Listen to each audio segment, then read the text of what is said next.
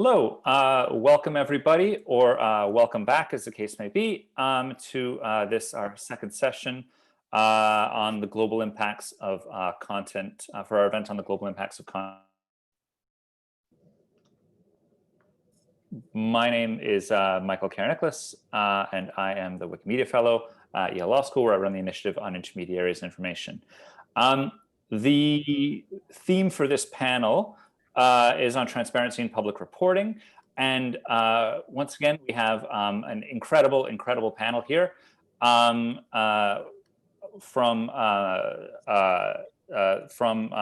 the director.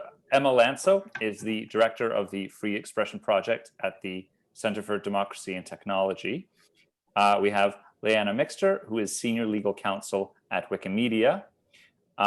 Agustina del Campo is the director for the Center for Studies on Freedom of Expression and Access to Information, or CELE, at the Universidad de Palermo. And moderating, we have Daphne Keller, who directs the program on platform regulation at Stanford's Cyber Policy Center. So again, a wonderful group of people. I'm very much looking forward to the conversation. Daphne, take it away. Thank you, Michael. I am really excited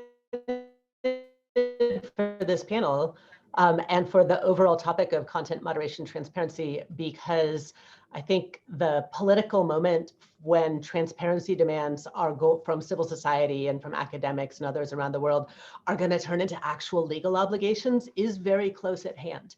And that is clearest in Europe, but probably will be in other countries also before long, which is something I look forward to talking about later. So on the one hand, like, this is amazing. This is a moment to savor. On the other, I think we need to appreciate that whatever the political outcome is and the legal outcome is, it will be the result of a process and a compromise. And so it's critical for thinkers in civil society and academia right now to do the work to figure out and articulate concrete goals and a strategy for reaching them. And I think that's easier said than done. One reason is that the facts here can be hard to figure out. For example, what is the added cost if we ask a small or non-enormous platform to track an additional piece of information, or 5 or 10 or 30? What tracking of information for transparency purposes is a natural and easy consequence of work we want them to have to do anyway, and what is an add-on? There are factual questions that understanding the answers to them will help us get to better approaches in terms of what we ask for in the law. The policy trade-offs are also hard. For example, how do we balance one possible goal, which is researcher access to real examples of disinformation, real examples of alleged extremist content that was taken down, so that researchers can make their own judgment about whether platforms made the right decision, on the one hand, against protecting the privacy and data protection rights of the people whose information it is, on the other. So all of this means that we should be having a robust conversation about this right now in order to take advantage of this political moment. And thanks to Michael convening this panel, we are. And I could not be happier than having today's panelists here to move that conversation forward. We're going to start with Agustina, and then go to Liana, and then go to Emma. They'll each talk for like 8-ish minutes, and then we'll talk amongst ourselves a little bit and then open it up to the audience. So Agustina, the stage is yours. Thank you. Thanks, Daphne. Thanks, Michael, for the invitation. Such a great panel. I'm honored to be here. So since I'm the first speaker, and we agreed that we would talk broadly about the goals for transparency and try to orient the conversation there, I'm gonna talk broadly about some of the issues that we have in identifying those goals. So I think the overarching idea for transparency has 3 main goals broadly that we can agree on. One is the legitimacy, building legitimacy for what the companies are doing and how they are managing our public space, if we agree that this is a public space. The second is informing action, mostly, the action of states, the action of users. However, this broad goals are very difficult to translate when you start unpacking what they should look like. And mainly, there's a number of things that we're looking at. What are we asking transparency of? Are we asking transparency of the rules? Are we asking transparency of the processes? Are we asking transparency of the algorithms? Are we asking transparency? And based on what we're asking transparency from, the goals will probably look different. The other thing that also makes the conversation a little bit more complex is that different people have different goals for the transparency conversation. So I'm looking at it from a freedom of expression point of view, but others are looking at it from very different points of view. And the goals that we are trying to reach when we're asking for transparency will probably look very different. I think this last part may have been one of the biggest challenges in effectively advocating for transparency from companies so far. And one of the main reasons why we were able to agree on pretty broad strokes, but when we're trying to translate those broad strokes into a more detailed transparency plan, that becomes a little bit harder. So I'd like, from a freedom of expression point of view, I'd like to propose that we look at this thing from 3 different perspectives. One, for advocacy. I think a lot of the conversation around regulation and self-regulation of the online space has turned on asking for evidence-based decisions. And it's very hard to ask for evidence-based regulation when we don't have access to the evidence. So that's a major problem for advocacy. And it's also a major problem for states who are trying to regulate this on the other side, with a lot of the same problems in accessing this information. From the point of view of companies, I think there's a legitimacy issue that at this point has become big enough. And one of the questions there is, how do we avoid bad legislation that turns this whole ecosystem into more of a mess than it already is? And pardon my informality in the language. I'll add one more, and that's a goal that it's pretty much for states, but it's for society as a whole. And in thinking about the positive obligations of the state and the duties of guarantee that the state has towards non-discrimination, towards protecting the political space, towards protecting their democracies in political campaigning, and a lot of the language we have seen and heard very often in recent times with the US election and everything that's happened. There needs to be evidence that serves as diagnostics. I feel there's a lot of conversations about what people intuitively think that is going on in the management of companies and in content moderation, but we don't really know what's happening with that. And that has serious issues for states to comply with their obligations to do something about hate speech, about disinformation, about discrimination, about violence, about a number of things. I was yesterday at the UN Forum on Minority Issues speaking about these things, regulation, free speech, and how to deal with it. And we basically spent 6 hours listening to NGOs and state representatives and a lot of people talking about the phenomenon of hate speech online, and it's pretty much anecdotal. We are demanding solutions for a problem that we don't know the dimensions of. And we are maybe attributing some factors to the online phenomenon that I personally think we should not assume. We should contrast with evidence. So if we agree on this, and we have some consensus on this, one of the proposals going forward is global reporting is not enough, and we need specific regional country-based transparency, or we need to be thinking about a transparency that allows us to see our picture and not the global picture. I'll leave it at that and look forward to the conversation. Thank you so much, Agustina. And I realize in my excitement, I forgot to mention to the audience our sort of discussion prompt, which is we've asked each of the panelists to talk about what the goals of transparency are and what kinds of disclosures we would ask for in pursuit of those goals, which probably was obvious from Agustina's remarks. Anyhow, Liana, please take the stage. All right, wonderful. So yeah, my name's Liana Mixter. I am Senior Legal Counsel at the Wikimedia Foundation, which is, of course, the nonprofit that supports many free knowledge projects, but the most famous is Wikipedia.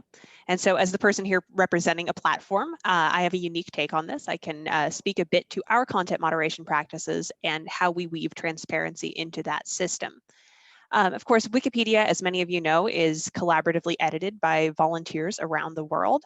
And so we're somewhat unique in that there isn't really a content moderation staff at the Wikimedia Foundation. I don't have a coworker whose title is Editor-in-Chief of Wikipedia. Rather, the work of writing and improving and enforcing content standards for Wikipedia is carried out by volunteer editors all over the world. And for the most part, they don't just enforce the policies, they're the ones actually creating them. They're the ones with the language fluency and cultural competence necessary to make the right decisions for each individual project that we hold. Now, the panel description talks a little bit about regional discrepancies, which is an always evolving topic. And so for that reason, it's worth noting that Wikipedia isn't divided by region or by country, but rather by language. We don't have a Wikipedia for France, for example. We have a French language Wikipedia, which is what you can access if you are a French speaker in France or Canada or Côte d'Ivoire or anywhere in the world. And this has a lot of benefits. It allows for some localization and context, local reflection of norms, but it also does have some downsides, as every decision does. Nobody speaks all of the 300 languages that Wikipedia is available in. So it's hard for any one person or small group to be monitoring every part of it, which is what I think Agustina is talking about. I think the note about local transparency rather than the global picture can be really useful in this case. Now, as far as how we build transparency into that, of course, like most platforms, we do have a transparency report. You can check it out at transparency.wikimedia.org if you're curious. And that report focuses on actions taken by the Wikimedia Foundation rather than by the editor community. These include requests for user data, requests for content alteration and takedown, requests filed under the Digital Millennium Copyright Act, standard topics for transparency reports. We also report on the few voluntary data disclosures that we make, which are limited to just a few instances, for example, when someone is threatening to hurt themselves or someone else on our projects.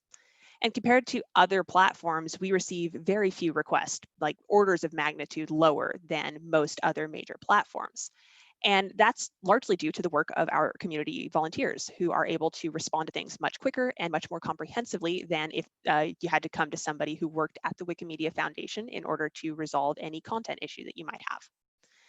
Now, there isn't a community transparency report, and that's because it's hard to say what constitutes a takedown on a website that is based on the premise that anyone can edit and continuously improve the project. People, in a very real sense, every addition, every change on a Wikipedia article is a content moderation decision, whether it's because this is outright vandalism or something that's been given undue weight in an article that's, given several paragraphs when it's really a minor point about the subject matter at issue. whether something is cited to not the best source and someone comes in and replaces it with a better citation for the claim. Those are all content moderation decisions. And so having a transparency report, which is sort of the default model for providing content moderation transparency, doesn't really make a lot of sense in that case, which is why Wikipedia builds in transparency for a number of reasons into every page. Every page has an edit history, so you can see how things are being added and removed. Every page has a talk page so that those difficult content moderation decisions can be discussed very close to where the ultimate content is released to the broader world. And we see that the benefits of transparency in creating a better and more usable product for everyone, where everyone is clear on how this article came to be in the form that it currently is, because there's a nice long change log showing exactly how the article has evolved. So for that reason, when you see in the Wikimedia Foundation's transparency report, you'll usually see that the foundation granted very few, possibly even 0 requests to remove content from our projects or alter something. And that doesn't mean that the foundation is just saying, no, we're not going to help you. Rather, we're saying, hey, you've reached the wrong people. The best people to handle this are the volunteer editors. Let us help you connect them. Let us connect you with them. And we recognize that that may not always be the most intuitive process. We're here to help with that. And it may necessarily be a complicated process when you are handling millions of articles across hundreds of languages on a wide range of topics. And we recognize that we are here to help people manage any questions that they have, respond to any concerns that they have about our articles, and help connect them with the people who are most able to handle it. So that's a little bit about how we approach content moderation at the foundation for Wikipedia and how transparency is built into that. And I believe that's a little bit different from how a lot of other platforms handle it, but happy to further discuss that and how that could change and evolve as our needs for content moderation and transparency change as well. Great, thank you so much, Liana. Emma? Great, thank you. And thanks to Michael and the folks at the ISP for putting this event together. I don't want to repeat all of the amazing things that Agustina said. I really liked your framing of kind of the big picture goals of transparency. So I'll just offer a couple of thoughts, including around the point that Daphne was kind of kicking us off with at the top of the panel of these conversations about like transparency and what do we want and what are the goals are not just hypothetical. They're matters of active legislative debate right now in countries around the world. So we got to get really clear on what the goals are if we're going to be able to influence kind of coming regulation and legislation in a way that's actually beneficial to users' human rights, to accountability of services, to accountability of governments and how they affect the content that's available online. I wanted to kind of reflect on when I think about transparency, I try to remind myself that it's much bigger than just transparency reports. There are a lot of different kinds of transparency that you can try to get from an online service. These can be the kind of the tabular reports and the bar graphs and the numerical measurements of how much content is taken down. We've done also a lot of advocacy around transparency in the sort of qualitative sense of what are your actual rules and how are they explained to people, and what are the enforcement guidelines that go along with them that actually are where the rubber meets the road of the articulated policy and what happens to people's posts. That's an area where I think probably it's extremely difficult to clearly articulate what is and isn't allowed on a service that applies in all of the context wherever that will happen. So it's a really kind of key part of transparency to me. But there are also other things that companies and online services can do, whether it's kind of publishing internal research, providing other kind of contextual explanations for what they're doing. One thing I know a lot of advocates have been pushing for in the past 8 months is more transparency specifically around different services COVID responses, right? So what is your sort of issue-based or kind of after-action report of some big event? Or there's obviously a lot of scrutiny in the US around how services are dealing with election misinformation. Getting the kind of pulled together contextual report about not just here's the number of times we use this label, but actually and then we studied it and think this is how it actually affected the spread of misinformation online, or didn't affect the spread of the misinformation online, that's a kind of analysis that is really key to actually understanding what's happening on services. So I think it's important to think of that in the context of transparency.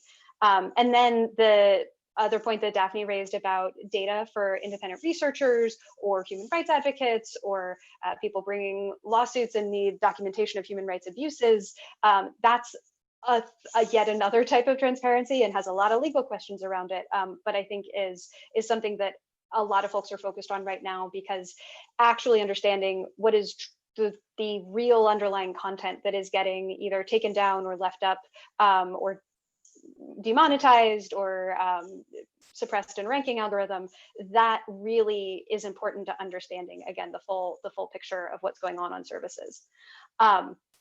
But if we're thinking about kind of transparency reports, you know, I've in my work in this area, I've seen a lot of different goals. I think as Agustina and Liana were mentioning, that like a lot of different potential audiences for transparency, including transparency reports, and a lot of different goals for those audiences. For users, frankly, I bet most users never look at a transparency report, but they might go to it, or more likely to terms of service, or more likely to the email notification that they get when their content comes down, to try to understand what's going on and what's happening. And that kind of transparency, you know, I always end up putting it at the top of my list, because I came at the issue of transparency originally really from a user empowerment perspective. If people can understand what's happening on the services that they're using, they are more informed to understand how not to get kicked off the platform, but also to understand if that service is not actually one that is welcoming to them or their views or the community that they want to build. But I think a big focus on transparency reporting right now is in this kind of general area of platform accountability. This idea of we need reports so that we can evaluate whether the services are doing what they say they're going to do as far as moderating content. We want to be able to see, I think Agustina was speaking to this, of the kind of the diagnostic criteria, right? Of like, can we tell whether these systems are being mismanaged? Can we tell whether there's bias in how they're enforcing this, whether it's intentional or unintentional bias? Is there a disproportionate impact on different communities? And what's the kind of granular data we would actually need to see to be able to measure that? One of, I think, the big requests from a lot of advocates around the world for many years has been, please break your enforcement data down by country, or by region, or by language, or by something that gives us a little bit more of a view into, you know, is your static number or your isolated number of 87% takedown of hate speech reports, or whatever it might be, how does that actually play out across a diverse user base? And what can that tell us about what issues aren't being addressed and what issues are being addressed by a company's policies? And then I also always have the pet issue of wanting transparency reports to tell me more about how governments are involved in all of this. What kind of government action or government influence on platforms are happening, either through direct legal orders, so, you know, things like court orders, or legal systems like the DMCA, but also through the kind of growing use of more informal mechanisms like internet referral units, which are sort of formalized, but the whole basis of an IRU is law enforcement informing a service, we think this content violates your content policy, not reviewed by a court, not necessarily even saying law enforcement thinks the content's illegal, but an interaction between government actors and the service with the goal of the content coming down. Trying to get information out of services to understand that dynamic, to know how much of an issue is that, how often is that happening, and what does it tell us about the relationships between governments around the world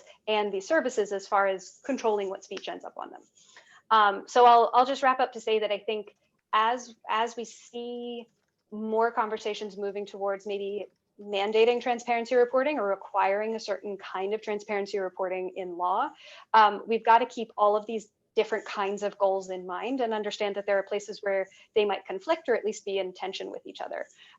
If there's kind of a goal of having kind of a full accounting of a lot of quantitative information so that people can run the numbers and try to see, you know, is there disproportionate impact across different enforcement of different policies, or evidence somehow that services aren't doing enough to tackle the worst content of, you know, child abuse material and terrorist propaganda, that's going to have an effect on how companies moderate their content, right? Like if you have to produce a report, you're required under law to post some numbers about responding to certain kinds of content.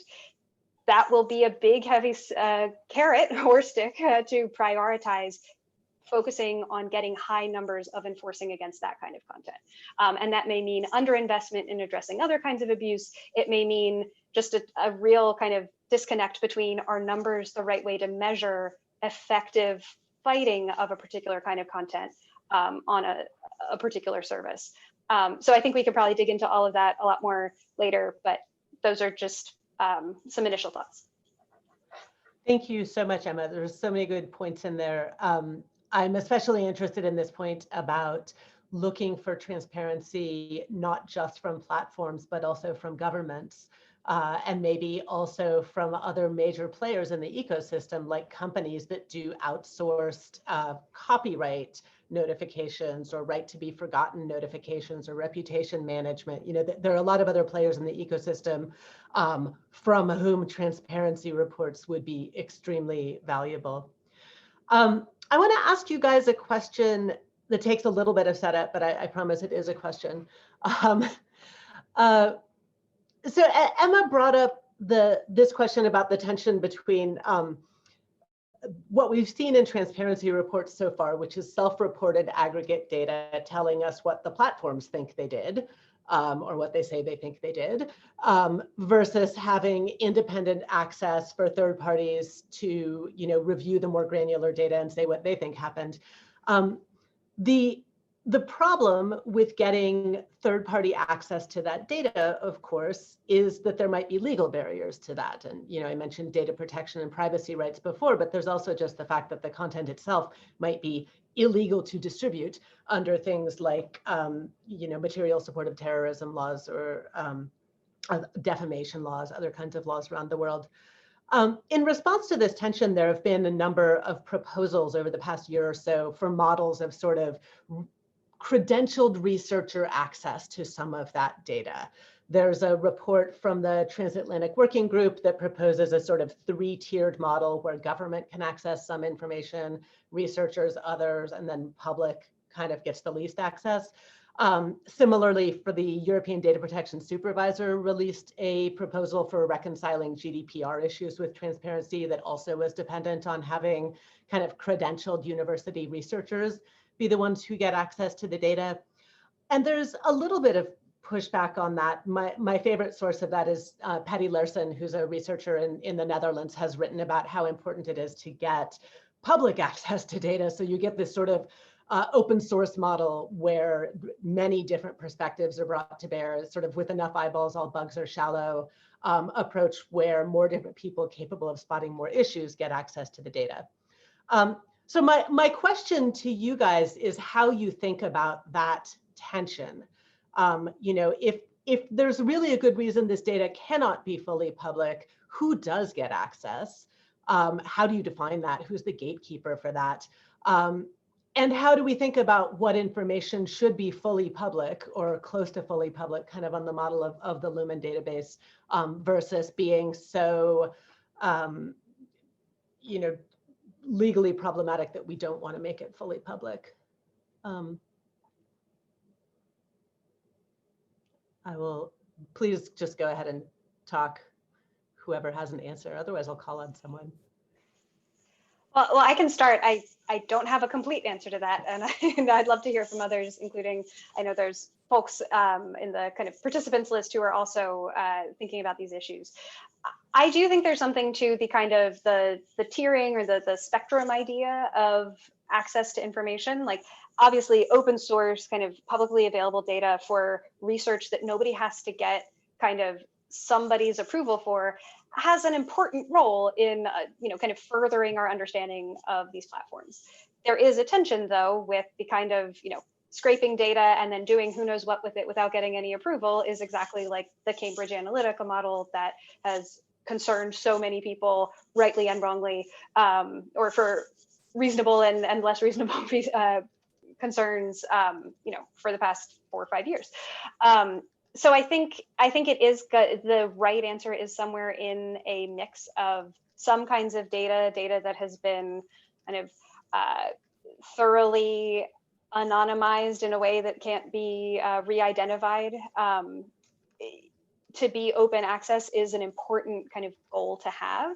And then I really see this idea of like credentialed researchers. I mean, it's looking for a proxy of who is trustworthy, right? Or who is situated in an institutional framework that has, let's say, an IRB, an institutional review board, or an ethical framework that they're conducting their research in, some kind of gating mechanism for access to potentially more sensitive data.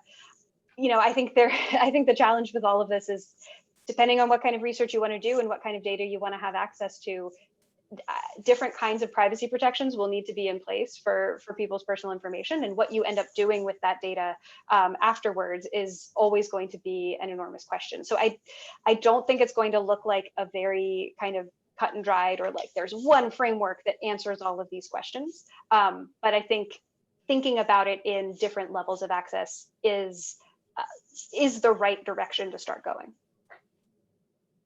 Yeah, I think Emma raises a lot of really great points here. I unfortunately also do not have a complete answer to this. Wish I did. Would probably make a lot of money off of it. But we struggle with this at the foundation as well. One example of this is that, you know, when you have issues that arise due to interpersonal conflicts where there's harassment in particular, that can be really hard to provide transparency on, because a lot of times if someone is reporting harassment, there's not a way to anonymize that report in a way that protects the reporter, especially if it's a really targeted instance.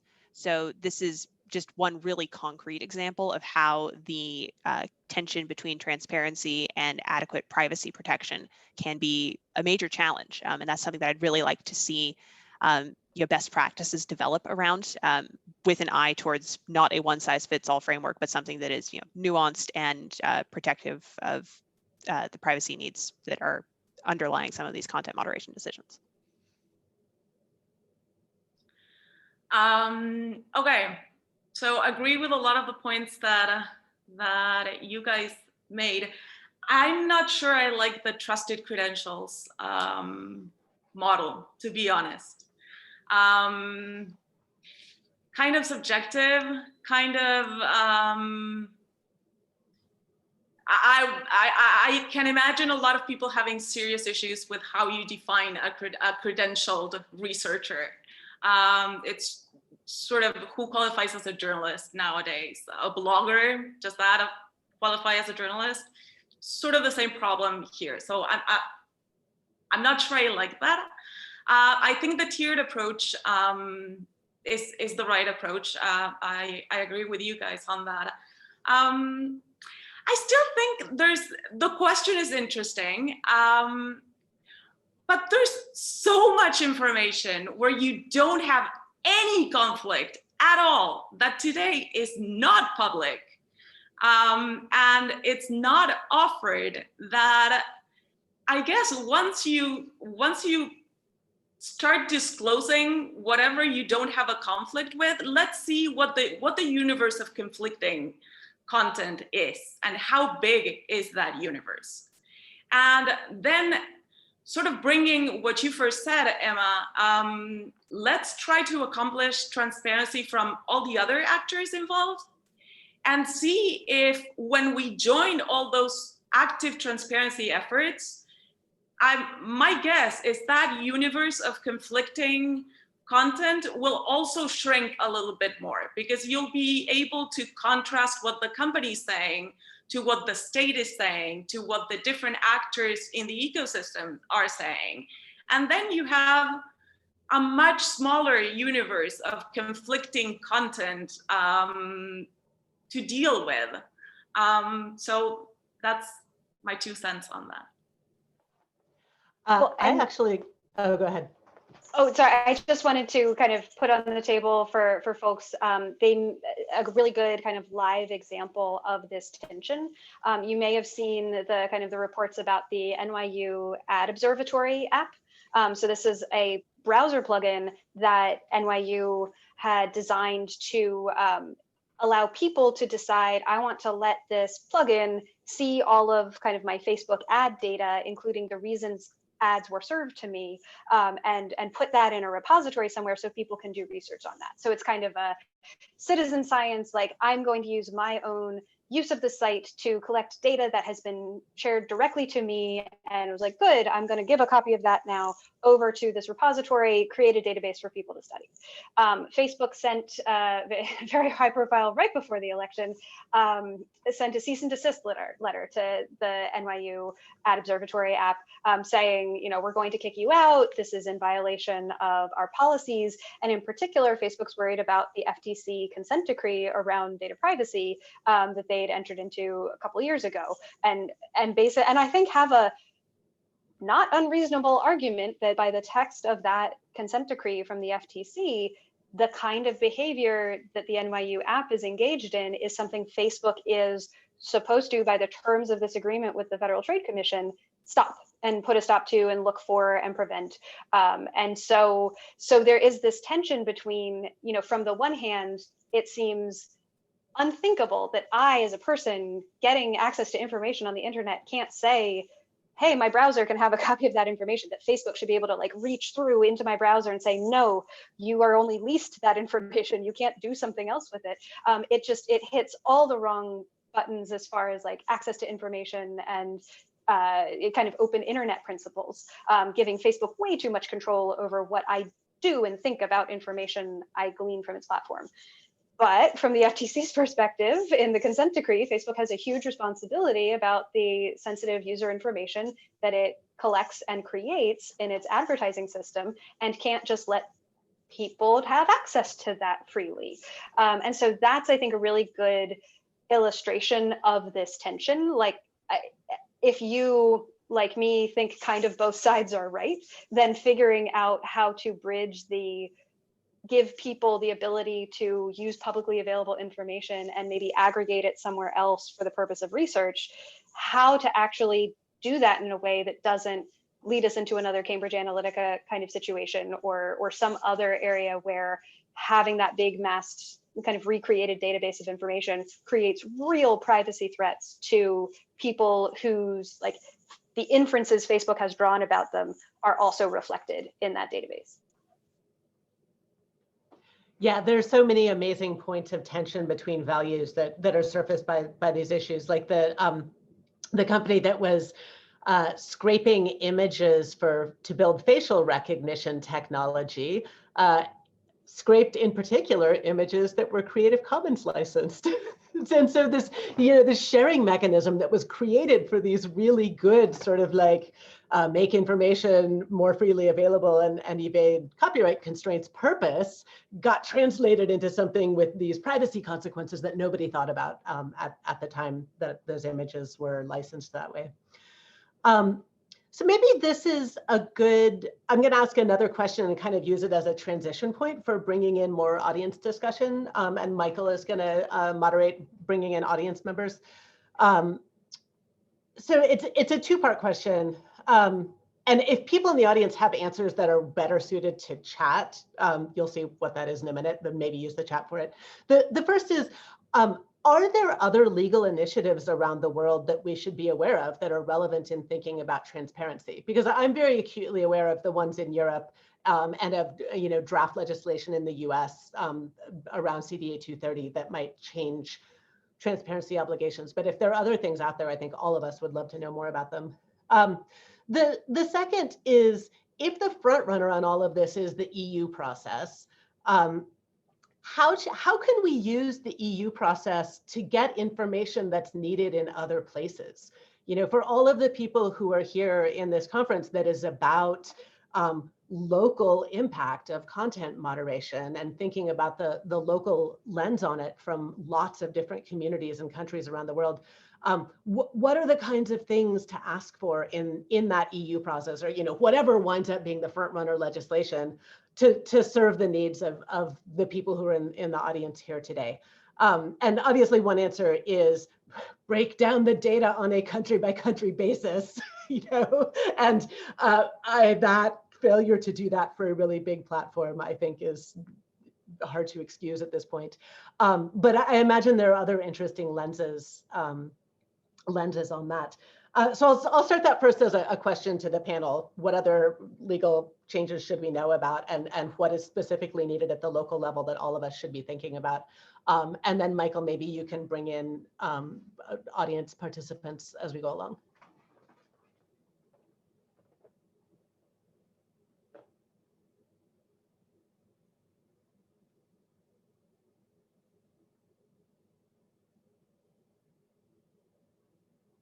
Or we could go straight to audience participants. Maybe I shouldn't ask a question unless I have an answer to it myself. I think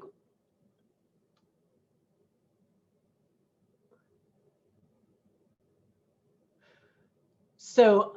I will throw out an example.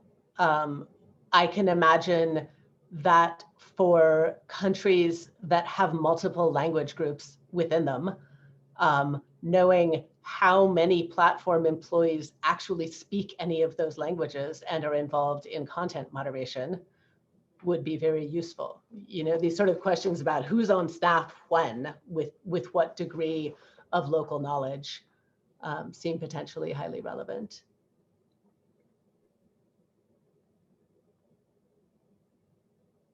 So Daphne, I'm trying to brainstorm like good suggestions and not just start picking apart suggestions that have already been made.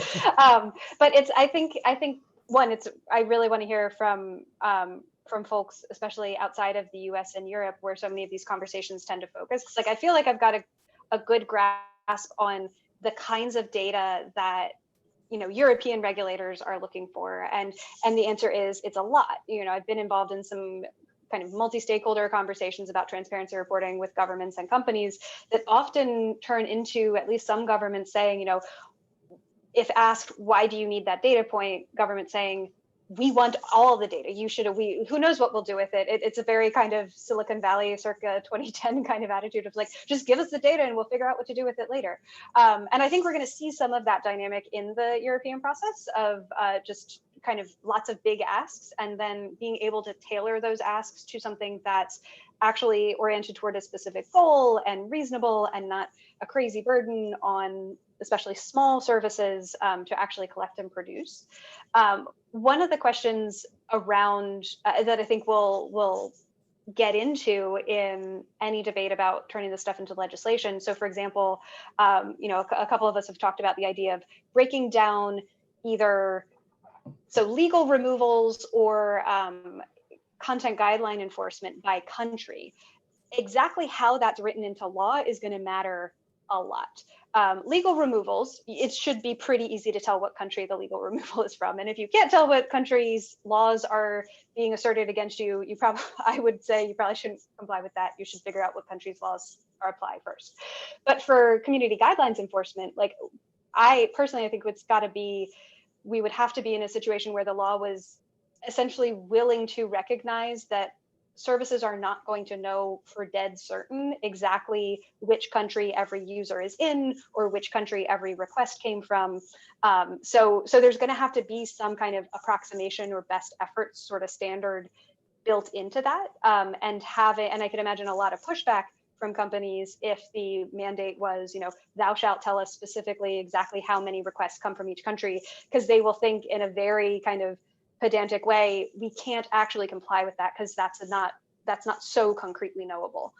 So I just kind of flag that as a dynamic I think we'll see in discussing a lot of these questions. What is a pretty good approximation of what data the companies have, or what data is like pretty reliable as far as location, language, region, and then how might the law actually kind of be a little bit too black and white about the specific requirement.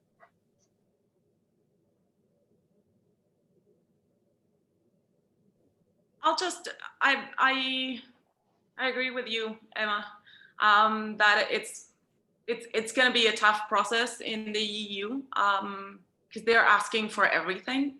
And in asking for everything, you don't really ask for anything because you can't, it's just, it makes it really hard.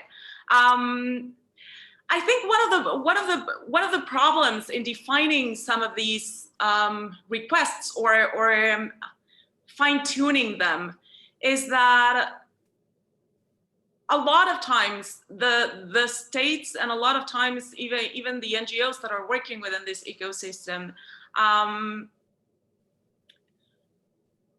an idea of what they may ask for, but we are lacking information. I guess as these processes start rolling, we will find that we could have asked more concretely for things that we didn't, because we didn't know they existed, basically, or we didn't know they could produce them, or we didn't know they were an issue. But in order, I think we should look at this process as an evolving process, and whatever law comes out first, asking for transparency will probably be an exercise that has to be revisited every once in a while to see how that works and where we messed it up, and take into account that technology changes and what we're asking for today might not be the same as what we need to ask for in a couple of months. The other thing, I mean, other than the breakdown by country, which I've spoken to about with different company reps, and the answer is exactly that. We cannot for sure state where the requests are coming from or what's happening in a specific country. We have it divided by language. We have it. Approximations might be good. I think there's a lot of telling information if you start breaking down the data in other categories other than geographic, by gender, by even in a lot of times. I remember a couple of months ago I was talking to a company rep who was asking, well, as moderators are being able to come back to the offices, what do you think we should prioritize for content moderation? And I was like, I started looking at the information. I was like, this is an impossible question. This is a really impossible question. We cannot even make remotely sound recommendations to address that question, because we have no idea what's happening, and we don't know if it's women or men, if it's children, or we don't know if it's in one region or in the other. We have companies that are showing a spike in some categories, and you're not sure if it's because of a single phenomenon around the world, or if those are going on across the board, or if. So I guess when you start breaking down the data, not only by country, but by other categories, and defining those categories might be important as well. We may have a clearer picture. Yeah, that all makes sense. And I kind of want to double down on Agustina's point about how a mandate to disclose everything is useless. Like, it's for a number of reasons. Like, in part, it makes me think of there's like a Jorge Luis Borges story where an emperor tells a map maker to make a map that's the same size as the territory. And like, you can't do that. You can't make a map the size of the territory. I think there's even probably a mathematical proof about why you can't do that. But less philosophically, that asking for everything would be crushing for small platforms. Like, we can't do it.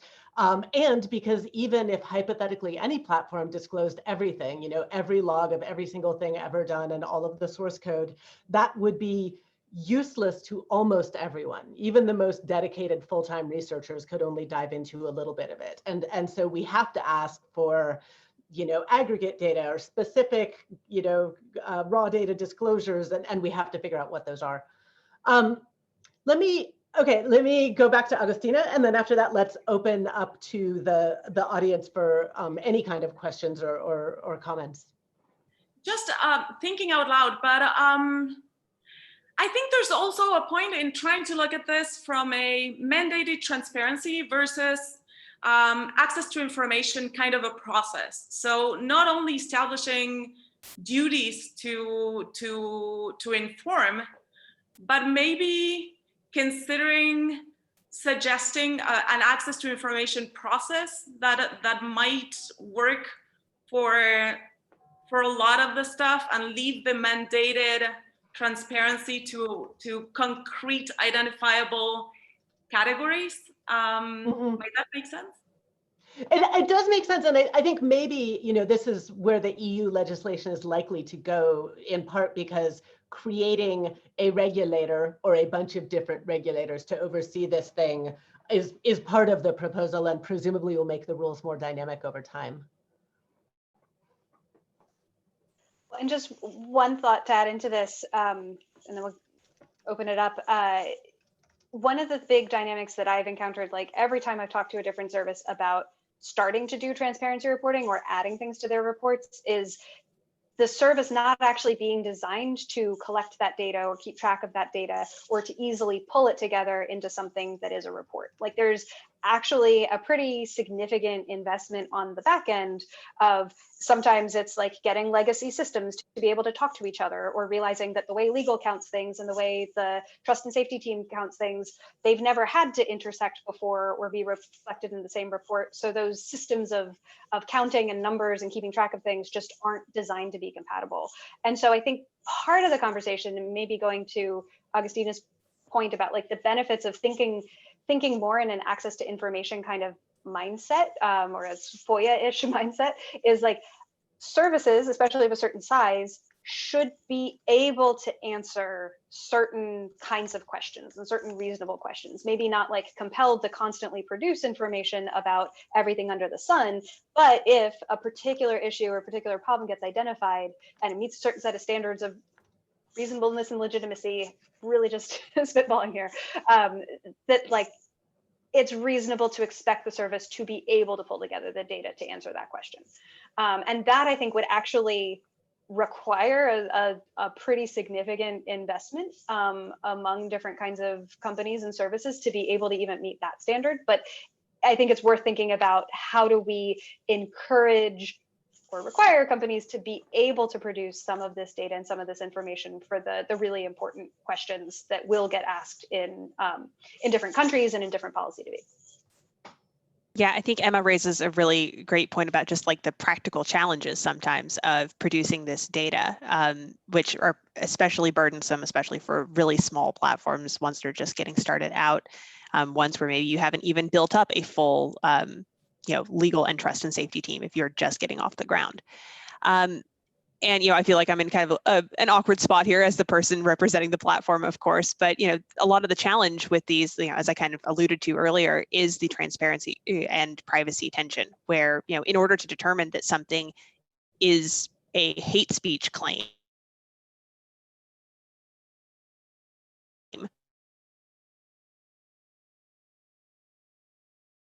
the person making the comment as well, which maybe you wouldn't ordinarily be collecting, especially if you're one of your major approaches to privacy is data minimization.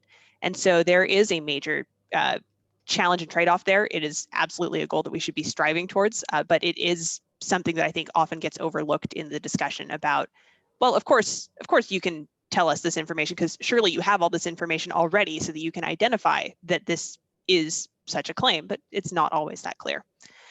One of the other things that Wikimedia has done to kind of help to contextualize some of these is that, in our transparency report, we don't just report numbers, we also include some stories where we, pick an interesting or a case that's particularly a particularly good example of a question that we get on a regular basis, or something interesting or challenging that happened in the last 6 months.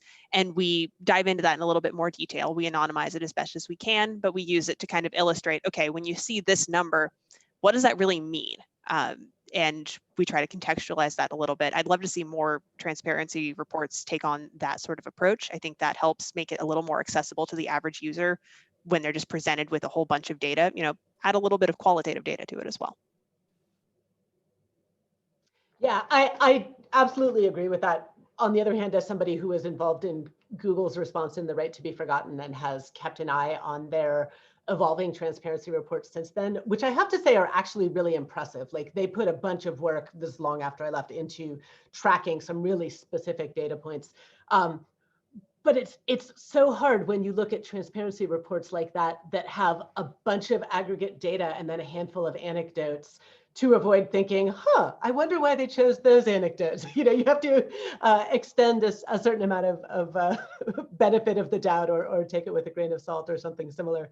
I want to re-emphasize a point that you just made, Liana, about tracking, race or sex or, whatever of users. That is really useful information to have if you want to understand disparate impact of, unfair content moderation practices. On the other hand, a lot of us spend a lot of time telling companies like Facebook not to track that data about their users. And so they're one of the, tensions between competing policy goals. It is precisely that, like, do we want this information tracked by the companies or not? And, what do we gain and lose by that?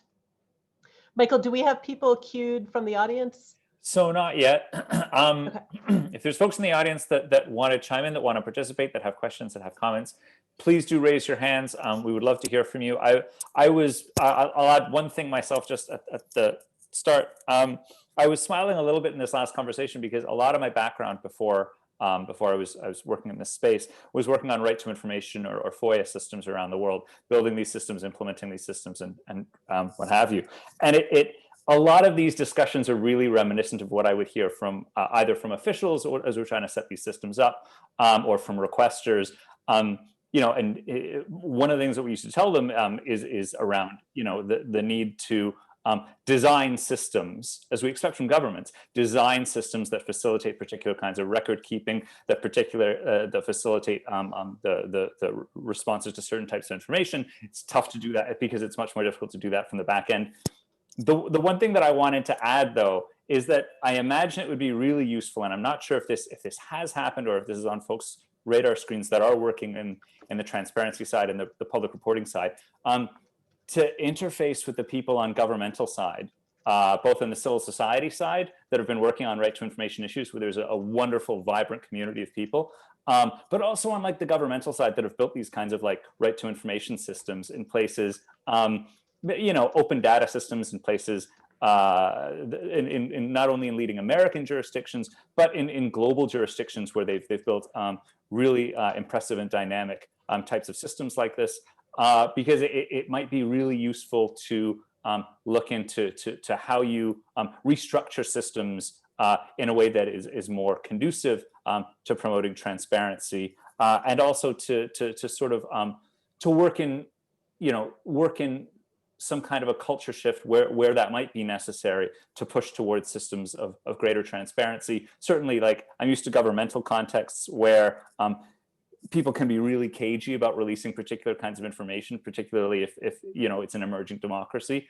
And folks that have worked in those kinds of contexts might be really interesting to talk as far as trying to establish robust transparency systems. I was talking for a long time and still no hands up in the queue.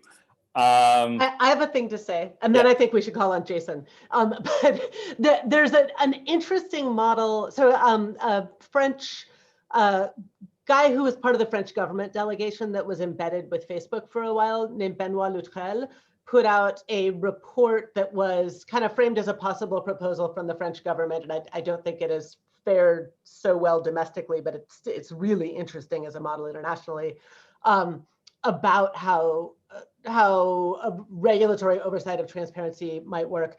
And part of what he was building on, this is kind of a relatively small detail within that report, was a mechanism that apparently exists in France, and I'm told there are versions of it. There's something like this in the US with census data, where there's a government entity that holds disclosed data almost like in escrow and can't access it itself, but makes it available for third parties to get access to and use, subject to some kind of assumption of liability for misuse of the data. And that is a very hazy description.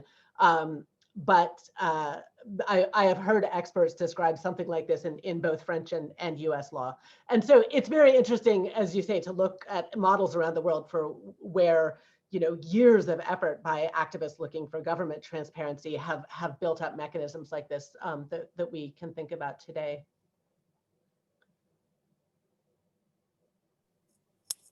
So Jason, can we put you on the spot? I'm not sure if you're in a place where you can connect. Jason's been saying all these interesting things in the comments, and because we're talking and listening to each other, I'm not tracking it adequately. So I would love to get him to come on and say those things out loud if he can. But we also have a hand up. Sebastian, do you want to say something? Sure. Thanks. Hi, everyone. Thanks for this really interesting discussion. I'm an associate professor in Copenhagen, Europe, so I follow the DSA developments a lot. And when we talk about transparency, so one thing is a lot of this focuses on platforms, and for good reasons. But I wonder about the rest of the stack. In these transparency discussions that you are having and the things you're aware of, I've been looking a lot at the DNS space, so domain names, content delivery networks. There's the whole blacklisting reputation provider industry. And I just wonder whether these things pop up in your discussions to kind of get a better grip, and maybe also the participants that are not from US-centric or European-centric jurisdictions. Thanks.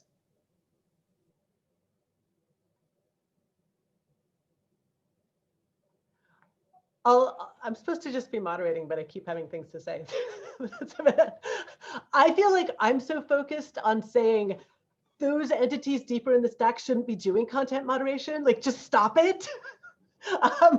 That I want them to just not do it, and then we don't need transparency. But in the meantime, if they are doing it, I think we very much all want to know about it, in part to encourage the policy discussion about whether that's even a good idea.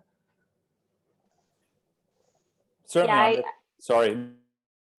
I encountered that same dynamic, Daphne, of, the policymakers are mostly focused on social media right now, and there's a lot to do about that focus, but let's not give them more things to kind of pull into the ambit of maybe, focusing on what moderation should Cloudflare or GoDaddy or, other kind of infrastructure providers of different sorts be doing. So, but I think you're exactly right to point to it as an issue. And I think whatever happens with social media and intermediary liability, content moderation, and transparency reporting, we should all be anticipating all of this moving further down the stack, in at least the next 5 to 10 years, as far as where the policy conversations will go. Because if we get sort of the point of control that the application layer can or can't provide resettled in law, people will start looking to other parts of the stack.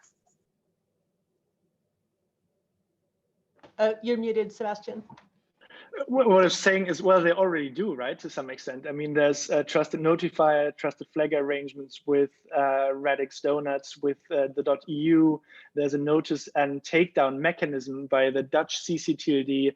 Cloudflare is being sued in Italy all of the time to figure out kind of what they're supposed to do.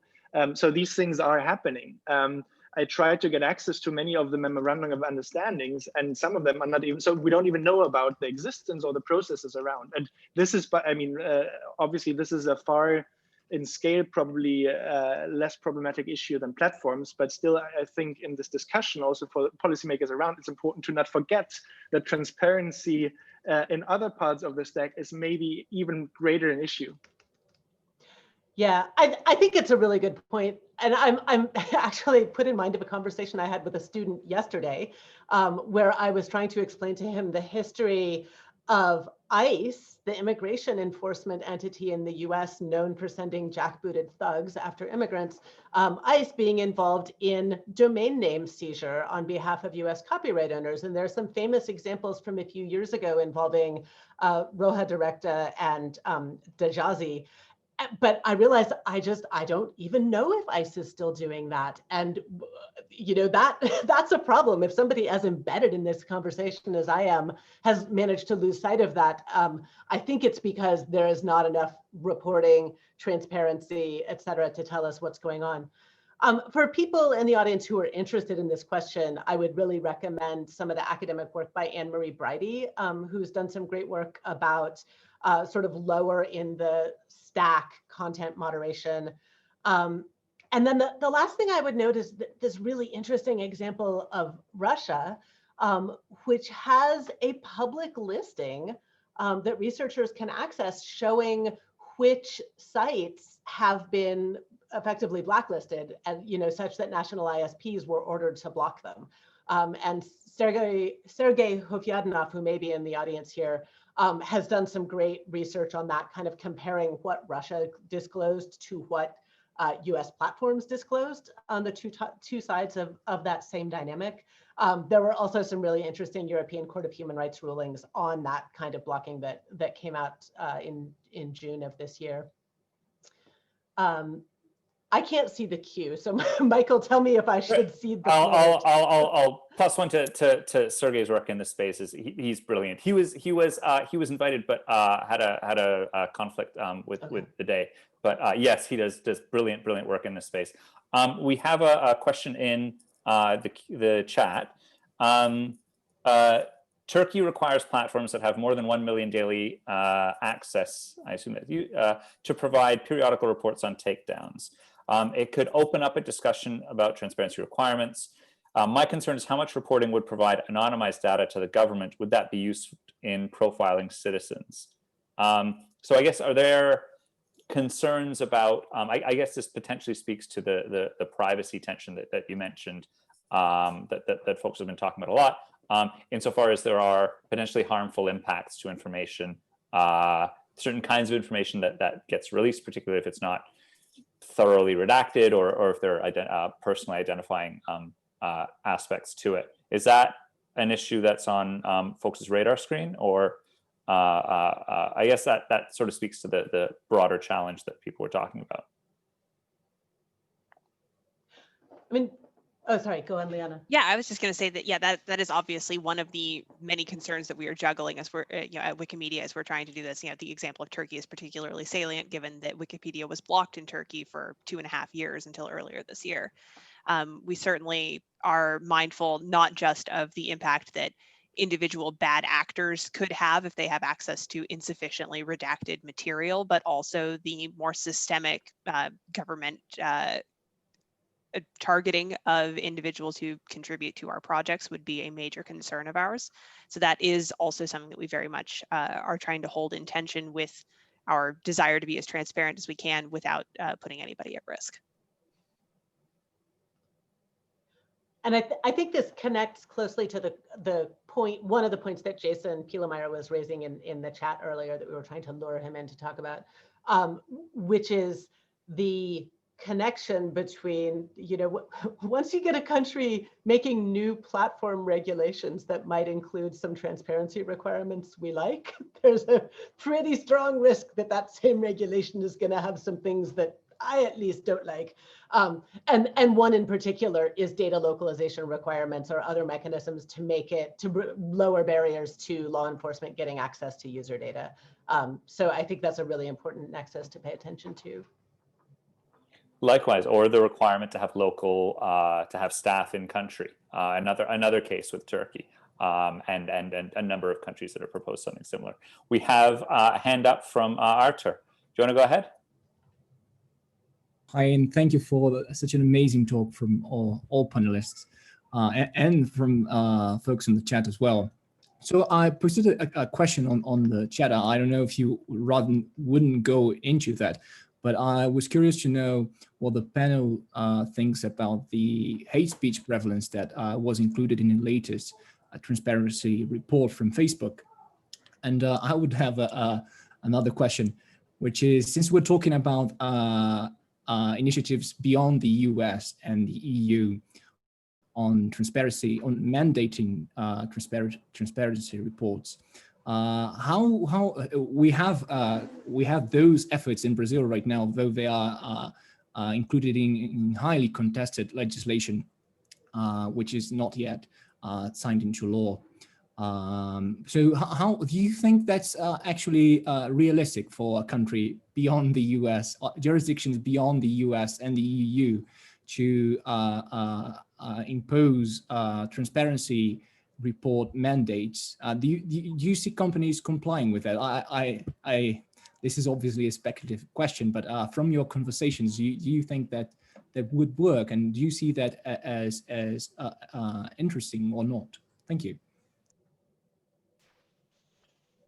These are great questions on the prevalence point. So it's really, really interesting data point for people who are nerds about transparency reports, which I assume most of the people in the session are.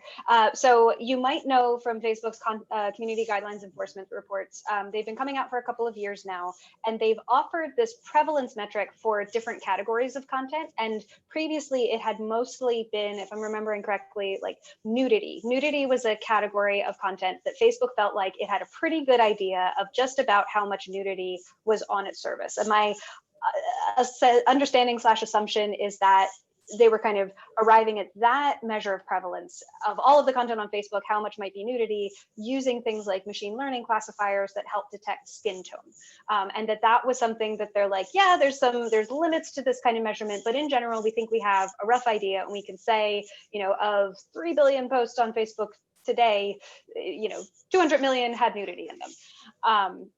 And they have, up until this most recent report, not included a prevalence measure for hate speech because of the challenge of, like, nobody has the hate speech detector, right? Like the machine learning classifier that can help you find all the hate speech. That's very complex to do. To me, it was a measure that Facebook was taking this question seriously, that they didn't include a prevalence metric based on, like, yeah, we think we found it all, because it was more a reflection that they knew they hadn't found it all. Their latest prevalence metric looks to be, from their report, based on sampling. So rather than trying to do the sort of scan of all the content and say, we think there's roughly this much of it, instead, it sounds like what they've done, just based on the data in their transparency report, that they took what they consider is in some way representative sample of content on Facebook, and then actually reviewed that in a more careful way, probably using a mix of machine learning and humans, to try to get a sense of, in this subset of 100,000 posts, 10,000 posts, 1 million posts, this amount was hate speech, and then scale that up for the rest of the service. So I think it's interesting to note the sort of, there are different ways to try to measure prevalence. And what's also, for this conversation today about, like, transparency reporting and what we can learn from transparency, there's this new data point in the Facebook report. It's got some context information explaining where it came from. And because they have, I think, done a good thing of including a new data point in their transparency report, I've got like a dozen more questions for them about, how did you do this measuring? What was the standard? Like, and I think that's one of the dynamics in general with online services and transparency. Providing transparency does not stop or even likely reduce the number of questions that they get about their policies and their systems and how they work. It arms outsiders with better questions to ask, which, in a perfect world leads us to a system with more accountability and more understanding amongst all parties. But you can also understand from a company perspective of, like, oh, good, something that takes a lot of time and energy to do and will only lead to more time and energy spent on answering more of these questions. So it's where, like, kind of giving them kudos when they do things like this, and then following up with all of the questions that lead from that. But that's my rough take on what that data that we got from Facebook actually is. And I'm really interested to see, well, one, to try to get them to answer more about how they calculated this, and to see what else they do kind of in subsequent reports. I'll take a stab, Arturo, at your other question. I think kind of the realpolitik is countries have more leverage over platforms if they control access to lucrative markets. And so there's some kind of gradient of, which countries are going to be able to get platforms to do things. But there's another dynamic, which is once one country, say Germany with NetzDG, forces platforms to build the infrastructure to do a certain kind of transparency reporting, that makes it cheaper and easier the next time they're asked to use that or a closely related infrastructure to do more transparency reporting. So there is a sort of economies of scale here thing where improvements in some countries will form the basis to make improvements in other countries more achievable. So we have another session that's starting up in just 15 minutes. So I want to be a bit strict on the time. But this has really been an incredible discussion. I knew it was going to be brilliant and very interesting, and certainly I'm really glad to have heard so many wonderful perspectives. So thank you to our wonderful moderator. Thank you to our three panelists. We're going to take a quick break, and then we will be back at 1/2 past the hour for a discussion of emerging accountability structures. See you in 15 minutes or so. Thank you so much, everyone.